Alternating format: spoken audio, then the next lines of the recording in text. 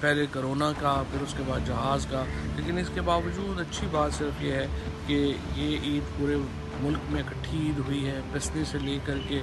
لاہور تک اور کراچی سے لے کے پشاور تک ایک عید جو ہے وہ منائی گئی ہے، عالم اسلام میں ایک عید منائی گئی ہے، اور اس سے ایک یکجہتی کا اظہار ہوتا ہے۔ ہمارے دین کے جو ہمارے مذہب کے جو تہوار ہیں وہ یونٹی کا باعث ہونے چاہیے، اتفاق کا باعث ہونے چاہیے، اور آج یہ اظہار جو ہے وہ ہوا ہے۔ باقی یہ ہے کہ جو ہمارے اب تک جو چاند کے اوپر جس طرح سے ہم نے اس دفعہ کی ڈیبیٹ دیکھی ہے، اگلے سال انشاءاللہ رمضان سے پہلے ہم اسلام آباد کے اندر مون آبزرویٹری جو ہے وہ قائم کر دیں گے، اور ہماری کوشش یہ ہے کہ گوادر میں بھی یہ مون آبزرویٹری قائم ہو جائے، اور دونوں جگہوں کے اوپر مون آبزرویٹری قائم ہونے کے بعد ہمارا جو چاند کا مسئلہ ہے یہ مستقل طور کے اوپر حل ہو جائے گا، جہاں پہ عام آدمی خود جا کر کے آرام سے جو ہے وہ اپنا چاند جو ہے وہ دیکھ سکیں گے، اور